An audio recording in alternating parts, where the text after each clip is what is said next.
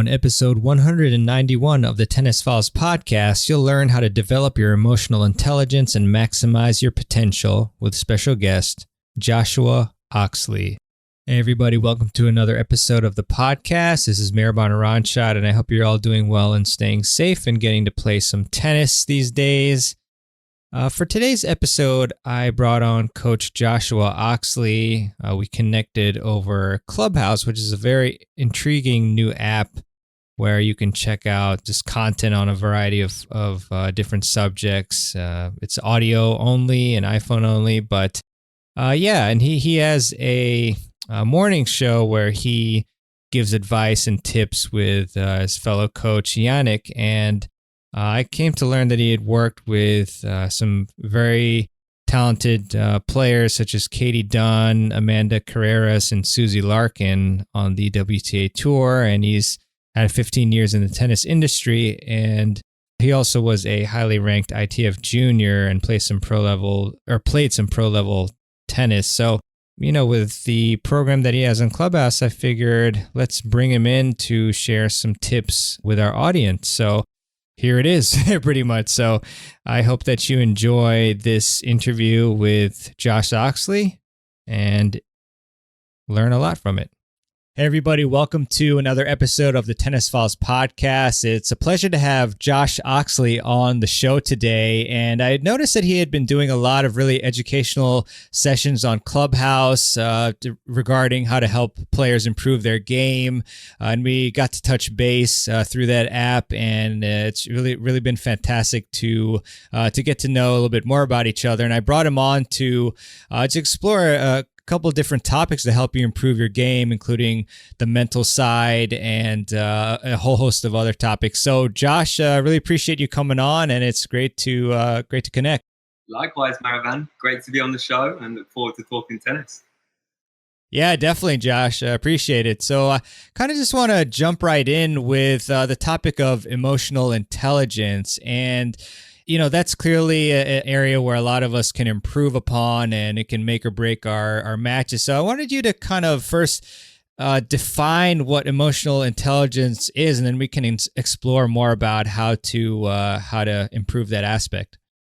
For sure. I think it's a really good subject. So when you say emotional intelligence, it's something we're constantly talking about when we're on the tennis court. How can we get the best out of every individual? How can we stay mentally tough throughout tennis? I think when we're in tennis matches, often you know yourself from that American pathway, we're constantly finding ways to go through adversity and always trying to find ways to win. So in terms of mental intelligence, we have to stay tough to beat, you know, we have to have those strategies out there, and we're always thinking, we have to reinvent ourselves from time to time. I've been lucky enough and really passionate about the production of players.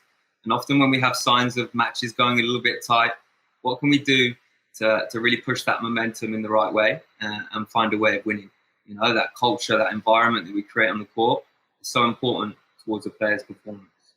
Great stuff, Josh. So what can we do as far as taking steps? I'm curious, like let's say we have a player who they're kind of struggling in this area and they want like step-by-step advice. Like what is the first step that you would have them take to help them improve their emotional intelligence? Okay, so yeah, look, great topic to start with. I think it's really important what kind of influence they have around them. And again, I like going back to the environment. I like going back to what kind of culture that they've been produced in, and how can we get the best out of that individual. I think the culture in sport is really important. And I like the saying, culture eats strategy for breakfast, okay? So I think we've always got to speak about that when we're on the tennis court. Often when I was playing on the ITF tour, there's moments of adversity where it can often sway the outcome of the match, hey? But you have to be really careful in your characters and your attitude on the court, not to wind the player up the wrong way. I think you guys know in the American college how much banter is there out there at the States. You know, those guys are absolutely slanting each other all the time. You know, when you're about to serve, they're saying something about their grandma, or when they're running to the ball. It's just constant. And you know what? We really miss that around the world. So it's great that you guys are so big on the characteristics and mental toughness on the court. And I think we can definitely take a page out of your book for sure. But look, staying mentally tough on that tennis court is a must. If you want to compete and you want to have good results, it's so important. I often say playing tennis is like a game of chess, and we always have to make that one move and anticipate a little bit more than our opponent. So yeah, really important part of tennis, and I'm glad you touched on it, Hariban. Yeah, for sure. And it's funny you said grandma, because I remember an example of playing in Ithaca at Cornell. There was a college tennis tournament, and before I served, one of the players, I forget which team it was, they actually said, "Oh, my grandmother plays better than you." So that's funny that you mentioned that specific example, which happened to me. Yeah, we've got guys actually. I work a little bit with the college placement. We work a little bit with Pepperdine and Boise State, and work at a few different colleges over in Florida. Just sent one of my boys, Dario Commit, to Eastern Florida. And he's constantly voice clipping me on Insta saying, "Josh, do you know what I had to deal with this week? I can't believe it." But as long as you do not let that define you, and you still find ways to better yourself in moments of adversity, that's the main thing. And look, I think these players come back stronger and stronger each time. I think the great products of the American system are John Isner and Stevie Johnson. And how tough are those guys out on the court, But look, really like the fact that you touched on that, because I love bringing out the emotions on the tennis court. I work a lot with national players in London, and go a little bit down to the National Training Centre at Roehampton. And I often find myself talking about how can we get the best out of your emotions on that tennis court? Can we use them in a positive manner? And then do we know how to balance them out when it's not going our way? So a really important part of tennis. Definitely. And so what's an example of using emotion in a positive manner that we can do? I think we have to really take into consideration how important the routine is. So when we're looking at our strings, we're trying to look at our body language, and we're trying to walk around with that good presence on the tennis court. It's really important, especially from a player's perspective. Often when you look at signs down the other end and you can see signs of negativity or poor body language, players are going to pick up on that. So how good are our routines? Are we going to our strings? What mannerisms have we got? I think there's one player that really shouts out to me when we think about mannerisms and routines. And look at Nadal before he serves. What is he doing? He's almost giving himself a wedgie. And this is just another reminder and example of how important it is to get in that moment, get in that present, to really get the best out of your tennis. So yeah, routines are definitely something that's really important when you're performing. Yeah. So what's maybe like a routine that you've given your student to do? Because I guess sometimes it's suggested to like stack a couple of them. So what's an example of a routine that you have a player do? It's okay. Like we touched a little bit on moments of adversity. We all know as tennis players that things don't quite go how we want it to plan. And sometimes things go a little bit negatively throughout the match. So often, if a player's having a little bit of trouble, what I say to them is, let that emotion out. As long as we can start afresh, and I'll give you a little example. Rather than smashing your racket, like we see so much on the tour, why don't you get a ball? Why don't you let this frustration, we're free to start afresh and start again mentally and physically. And I think that's a really important part of tennis. Good stuff. Good stuff. So just like for definition's sake, I guess, is there a difference between emotional intelligence and mental toughness, or is that like, does one encompass the other? How does that work? I think emotional intelligence, and I love the wording, and mental toughness kind of roll into one. I think we've always got to stay mentally tough. And there's certain ways you can deal with players. And I think the females are definitely a lot different to the males in terms of the coaching industry. In terms of when we're on court and how we deal with our emotions, and whether we can use them towards the outcome of the match. There was a girl that I used to do some work with over at the ASB in New Zealand. It was Suzy Larkin. She's around sort of 600. And she was getting really upset and really emotional that there were coaches on court working with these players. And I wasn't able to go to her to the tournament. She felt like emotionally she was starting to lose that momentum in the match because there was a sway in what was happening, So it's really important that in terms of girls, in terms of guys, just to relay, look, you stay mentally tough out there, whether it's recreational level, whether it's performance, whether you're a player, whether you're just playing once a week with the family. If you can stay mentally tough on that tennis court, you can get good results, Don't allow your opponent to pick up on those signs of weakness. Always have that presence on the tennis court. All right, great stuff. So is there any utility to like I guess yelling or whatnot? Because like some people say, oh well, when I yell or I like hit my racket, then I am able to release like I guess tension or something like that. So in your experience, does that ever work, or is that not really? Is that more of just an excuse? Well, look, I think so. I think as long as you have that mindset where you're clear on what you're trying to do and you're in that present moment, I think what's really important mentally that we're trying to play a point at a time. And as long as we play a point at a time and we don't look too far ahead, we're not focused on the outcome, we're just trying to stay in the present on that tennis court, and we'll be fine. And letting your emotions out in a positive manner, I'm all for. And it's really important that we do so. I think often the momentum changes every sort of 6 games. So we have to really pick up on that and try and get the best out of every match. But love how you started to talk about mental toughness and the emotional intelligence of tennis. I think it's so important, Merriman. Yeah, for sure. For sure. Appreciate that. You talk about getting the best out of your players, and we've talked about the mental side, but are there any other techniques or ways that you're able to really get the most out of players? Because sometimes, the players might not be practicing efficiently, or they just don't have the right mindset to reach their potential. So what are some tips that you can give us in that regard? Yeah, look, I'm so passionate about personal growth and development. I think it's so key, and often in my coaching influences, I've been so lucky to be around some great centers. And when I find myself on court with these players and trying to get the best out of them, I often go back to installing good technique every single time. And I like to think about, what do you say the definition of good technique is? And I think lots of people can say many different things, but to me, good technique is something you can repeat under pressure without fail. And that's so important for every player across the tennis community. Yeah, definitely. In your experience, and also in your Clubhouse talks, like what stroke would you say is the most asked about in terms of people having the most issues with them, or with that stroke? You know what? It's interesting actually that you've touched on that. We get lots of different standards of players. Myself and Yannick works with WTA players, and I work with a range of players from development all the way up to performance and aspiring pros. And when we have these tennis community and tennis enthusiasts coming on Clubhouse, often they're speaking about the most difficult shots that they're trying to implement on the tennis court. And I'm saying, what are you? Are you at 7.0? Are you at 8.0? And they're trying to perfect the single-handed backhand. And I'm like, right, come on, let's go back to basics. Let's go back to fundamentals. And let's get yourself feeling good on that tennis court. Let's get yourself feeling comfortable.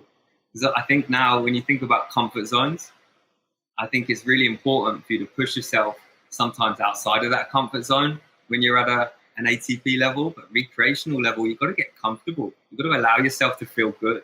You've got to go on that court, you've got to repeat good performance time and time again. So am I going to try that sort of single-handed drop shot off the first ball? What's my 10? Let's build the rally. Let's stay in the point. Let's have really big margins and let's lower those errors. Let's make balls and stay tough to beat. I think it's really important. And in terms of Clubhouse, we get a mix of players, a mix of standards everywhere coming and asking us random questions. And I'm always happy to help and try and get the best out of their tennis in whatever manner I can. But yeah, let's try and simplify things. Basics and fundamentals, Marivan, so important.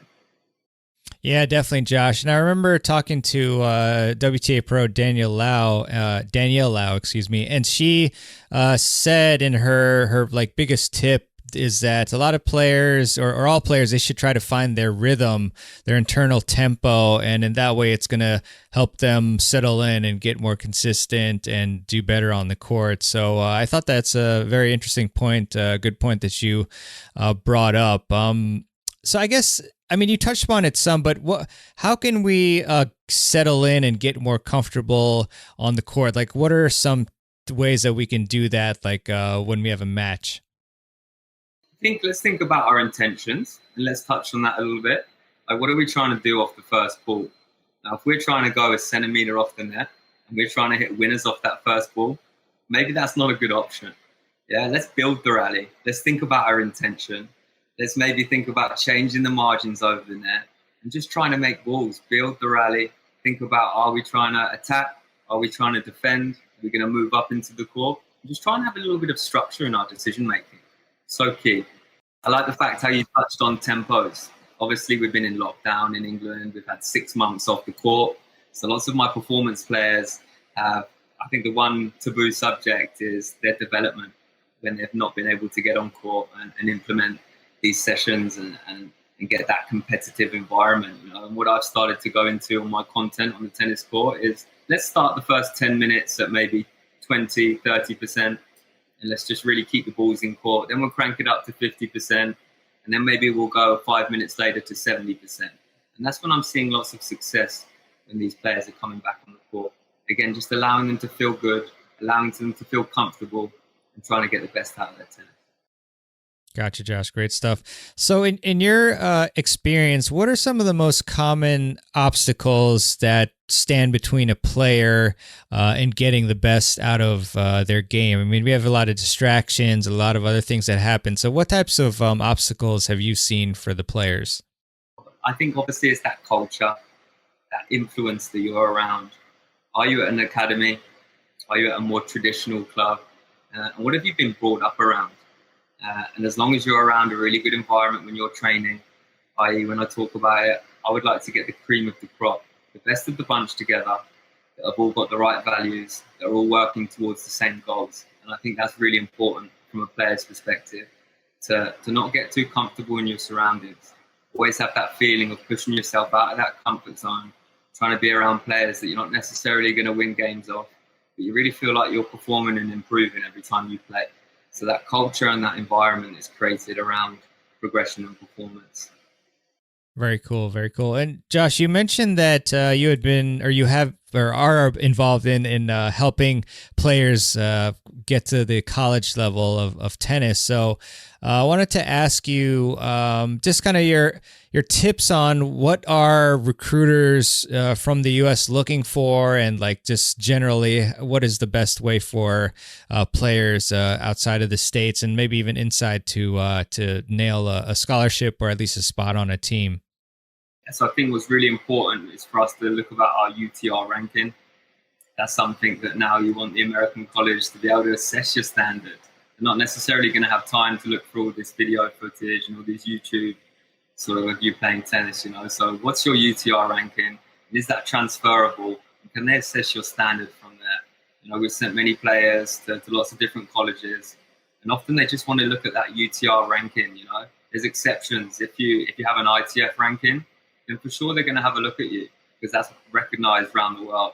But UTR rankings are so important, Mariban, to gaining placements and starting to push towards the right college.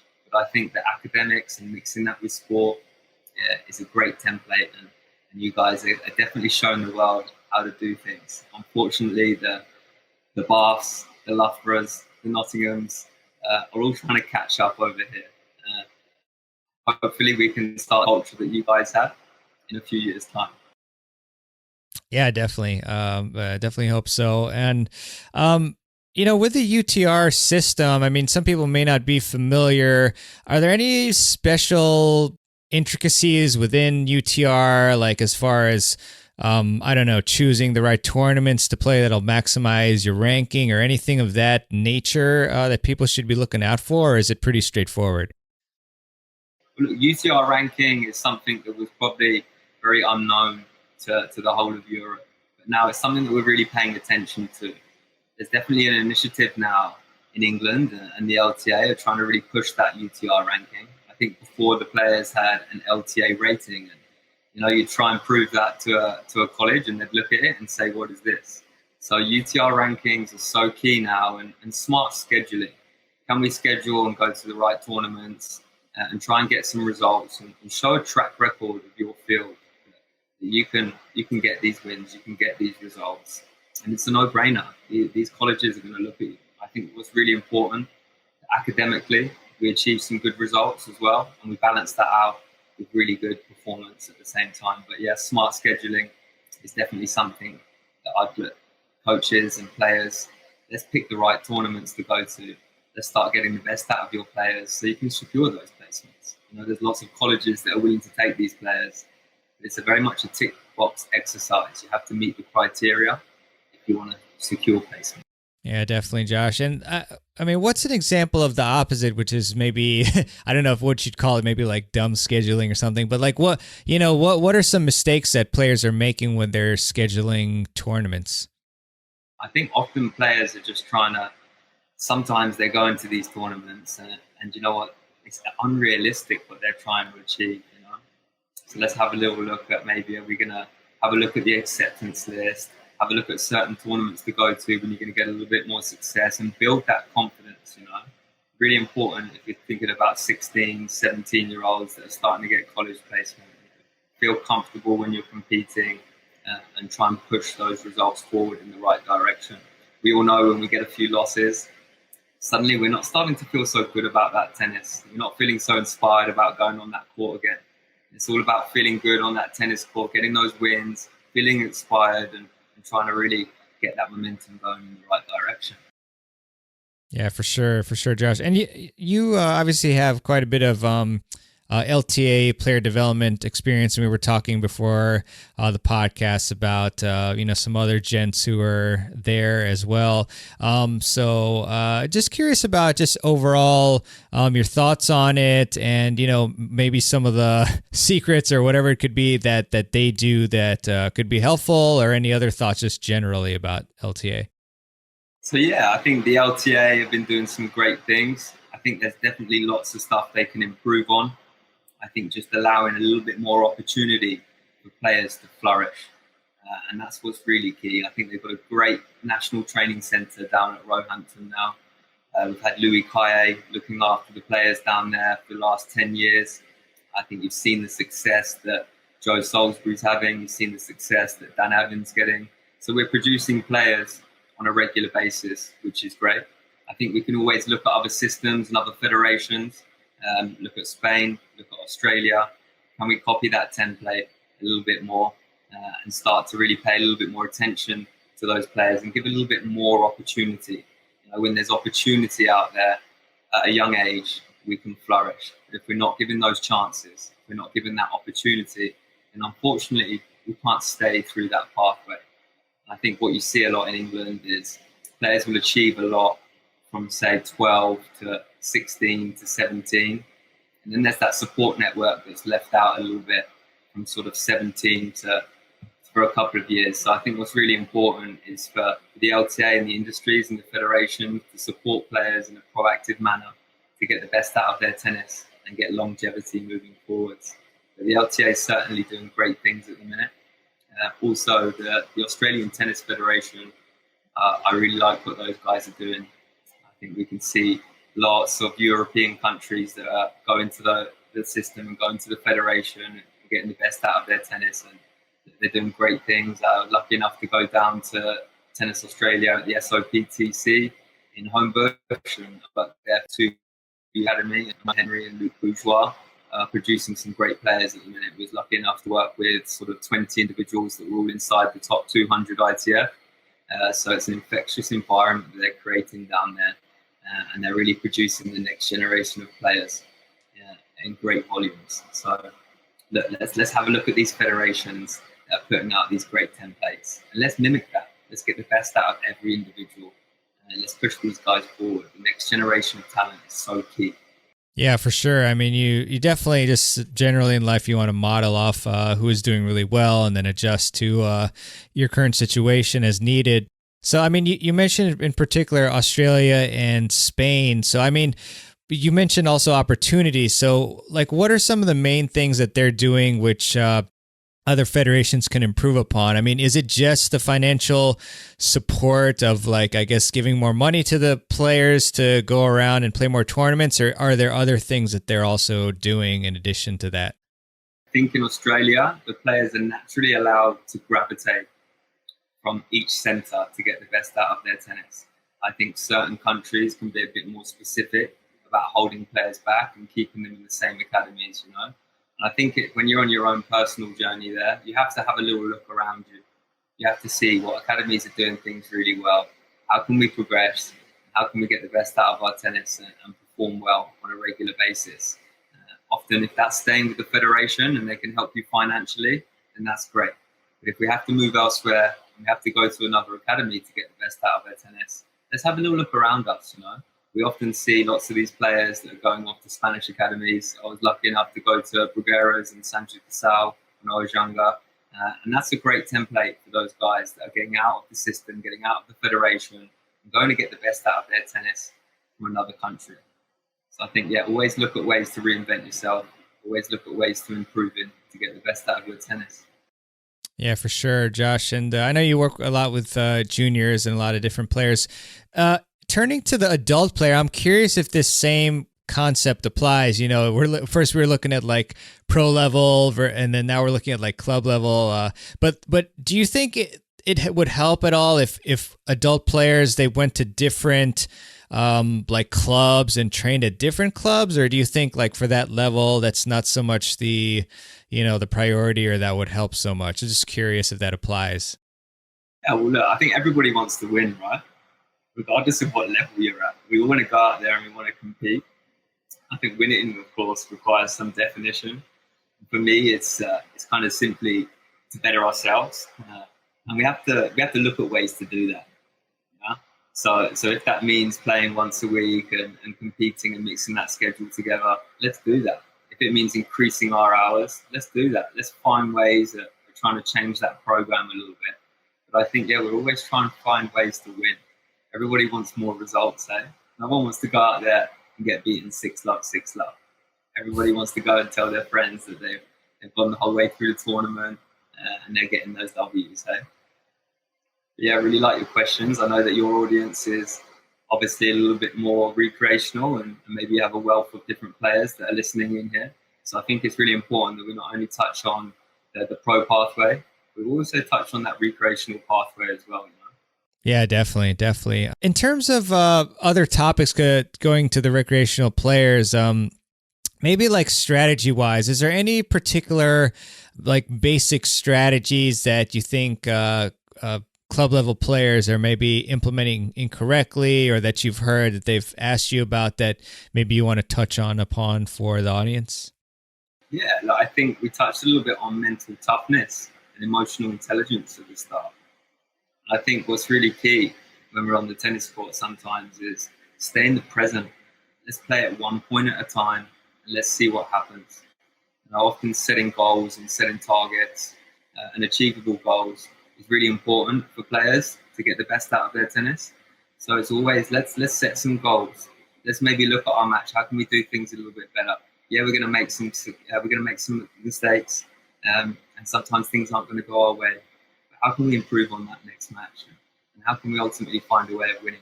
Yeah, definitely. And then in terms of finding a coach, because that's obviously can help players a ton if they find the right coach for their game. So any advice regarding just that, like how to find a good coach that will help you reach the next level? Yeah, look, I think you can tell straight away, and there's certain signs. I often like to look at how the ball's being fed when I'm walking past this coach. And I always like to pick up on the energy that they're creating. Like, is this an infectious environment for players to flourish in? And what's their content like? What's their progression like? And what are the drills like on the court that this coach is doing? I think it doesn't take too long to have a little look and know that you're in good hands. And definitely all players out there, if you're not improving and you're not getting any better, then maybe it's time to have a little look elsewhere and pick up a different coach. Yeah, that's definitely 100%. You've worked with some really great players here, especially on the women's side, from what I've seen in your background. So, what are one or two things that you've learned from working with them that could be applied to club level players or any players to help them improve?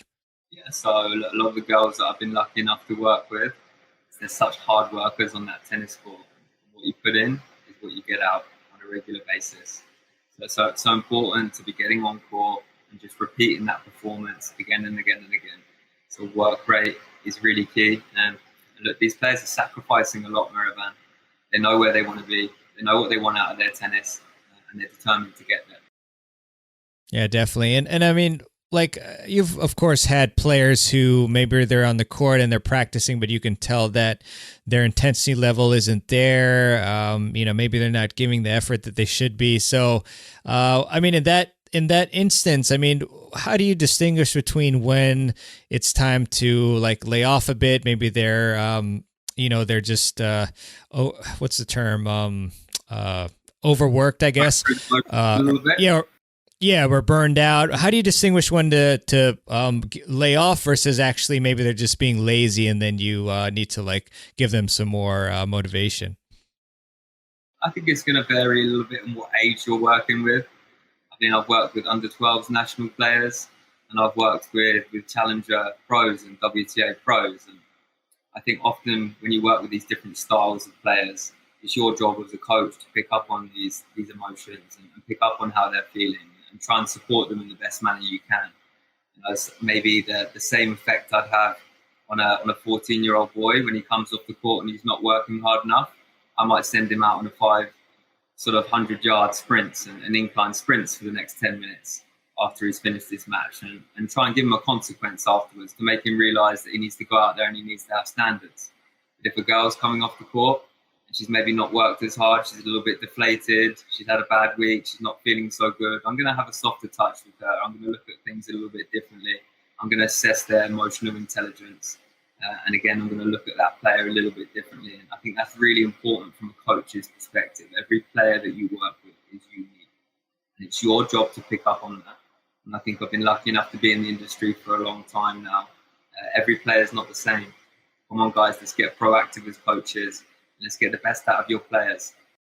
Yeah, definitely can't just have one size fits all approach. So you've obviously played at a high level, Josh. I mean, I noticed that you played against Pierre-Hugues Herbert. Hopefully I pronounced it okay.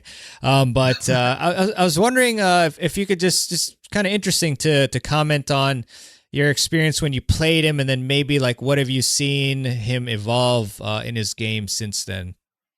Look, really fascinating that you touched on that, actually. And I probably didn't realise that I played against him until this year at the Aussie Open, when one of my players said, "Do you realise you've played against two players that are playing main draw?" And I said, "What are you talking about?"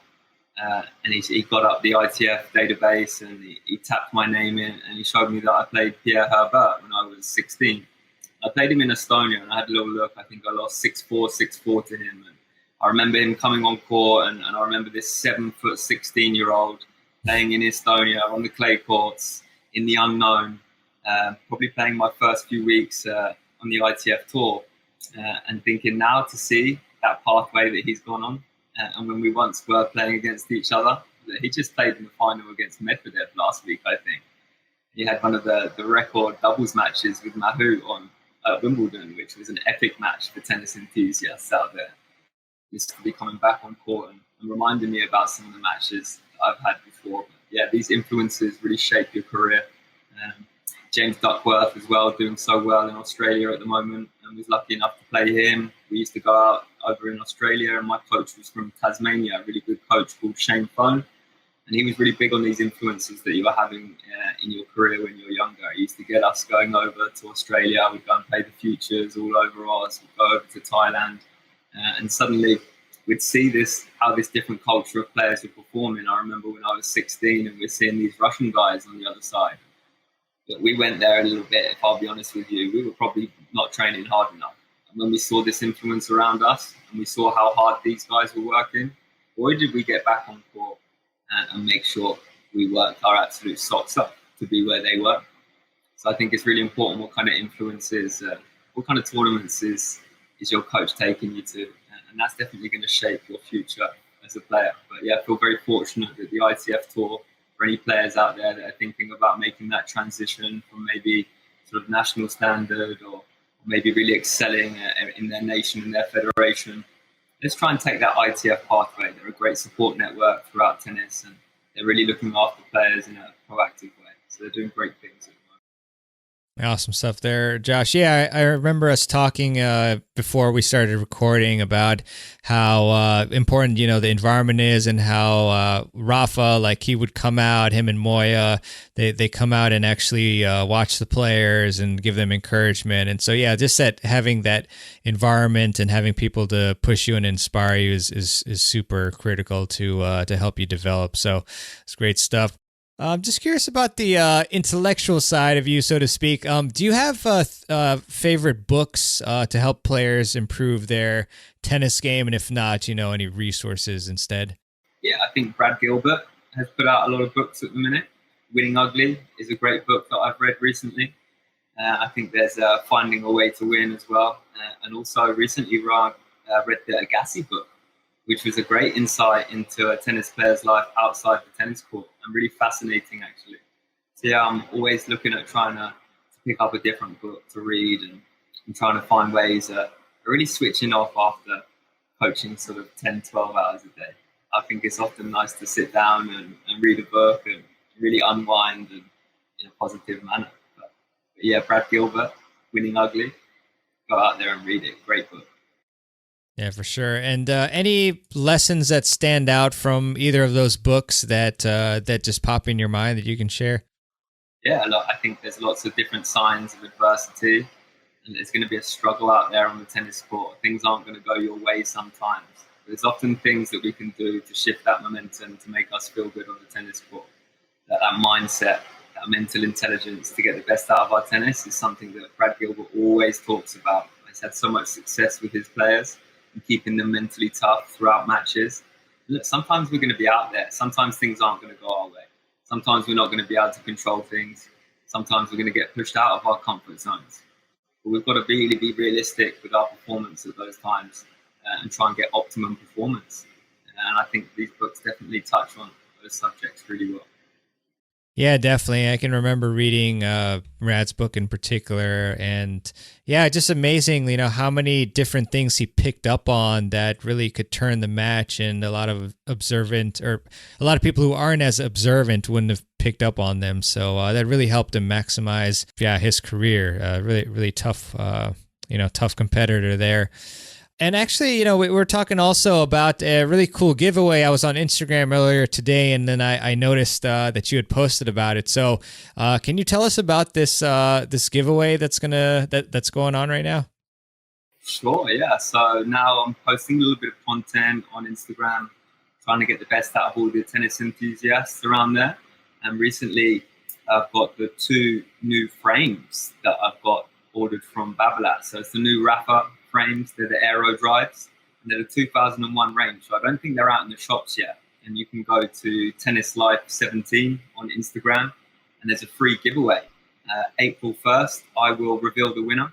And no, it's not April Fools. I will actually reveal the winner and send the racket internationally to at random to whatever player wins. And all you have to do is have a little look at my Instagram, and I think it's my most recent post. So guys, feel free to try and find a way of winning these rackets. Very cool. Very cool. Yeah, that was funny. Alex, our mutual friend, he posted that is it an April Fool's joke? No, it's not. So cool. No, very cool. Alex is a great guy. Yeah, he's moderating a lot of different rooms on Clubhouse, which is a great app, iPhone only, I think. So that's very cool. So Josh, where... you notice, or you mentioned that Instagram is a great place to follow you, but are there any other profiles or anything like that where people should be following you? Yeah, well, you can have a little look at my playing history. Yeah, you have a little look on the ITF website, and that will sort of those of you that are interested in playing ITF tournaments, you can have a little look at my pathway. I was lucky enough to get to, I think I was about 600, 500, something like that ITF when I was 16. Before I went into coaching, so have a little look on the ITF website, and you can see through there. Instagram actually is the platform that I'm really active on at the minute. Been a blessing in disguise to touch a little bit on Clubhouse. Like we moderate, like you said, every morning with Yannick. Yannick works with WTA players over in Germany. Actually worked with Swatek, who did really well in Roland Garros this year. So it'd be great for you guys to come in 9 o'clock every morning, London time. and you can come in on our conversation. Tennis Pros, Josh Tennis, feel free to add me. I can tell you a little bit more about the tennis world. Yeah, awesome, man. Yeah, that's definitely a great service that you're doing on Clubhouse consistently, talking about tennis and how to help players improve, which obviously jives with what we're doing here. And yeah, I think for Clubhouse, you'll need an invite to get on that app. So I don't know, reach out to your friends or one of us, and we can see if we can hook you up with it. So great stuff, Josh. I just want to ask you this classic question I always ask my guests, which is, what is one key tip that you can give the audience to help them improve their tennis games? Yeah, well, look, Mariban, I think, again, your aim for this podcast is trying to inspire the listeners to win, hey, through learning and sharing by a series of conversations. And just want to start by saying, listen to a few of your other podcasts, and you seem to be really working towards that. So that's great. But guys, let's go out there, let's work hard, let's get the best out of our tennis. Coaches, let's inspire the next generation of players in a proactive manner. And the tennis is going to flourish. Really important for you guys to go out there, think about your smart scheduling. We touched on it a little bit. What tournaments are we playing? How are we going to try and reach peak performance out there? And how can we really stay on that tennis pathway? It's so important, eh? For sure, Josh. Awesome. Well, thanks a lot for the value that you've delivered to the audience today. Some really great topics that we touched upon. And like Josh said, definitely follow him on Instagram at TennisLife17 and check out that Bablet giveaway. I'm going to enter myself, see if I win or not. But definitely check it out. So thanks again, Josh, for coming on. And I'm sure we'll touch base again very soon. Maribam, pleasure. Thanks for giving everyone that perfect tennis experience. I look forward to talking to you soon. Take care. Thank you. Thanks, Josh. All right. I hope you enjoyed my interview with Coach Josh Oxley. Josh, thanks for coming on to the show. And if you enjoyed this episode and if you enjoy the podcast, I really would appreciate you subscribing to the show. Just hit that big, juicy subscribe button on your favorite podcast app of choice. I do have a quote for you, as I often do at the end of the show, and this one is from Bob Marley. And Bob said, "Open your eyes, look within. Are you satisfied with the life you're living?" That's a great quote. It's very powerful. You can apply that to your tennis game too. And yeah, that's pretty much it. For any links that we mentioned on the show, you can go to tennisfiles.com/191. And I just want to give a shout out to the Tennis Summit that's coming up this year, Tennis Summit 2021. As you probably heard me talk about it before, last year we had about 14,000 people attend. And so we're doing a lot to build it up this year. And I'm really excited. We have some amazing coaches on, and we have, I think, over 40 coaches right now and some amazing names. So just go to tennisfiles.com and subscribe to my newsletter. On that page near the top, if you want to get updates on it, if you want to get notified on exactly how to register. All right, well, have a great one and wish you all the best as always, and always great hearing from you. Really appreciate the support and kind emails, and that's all for me. So this is Miraban Aranshad signing out, and I'll see you on the next episode of the Tennis Files podcast. Take care.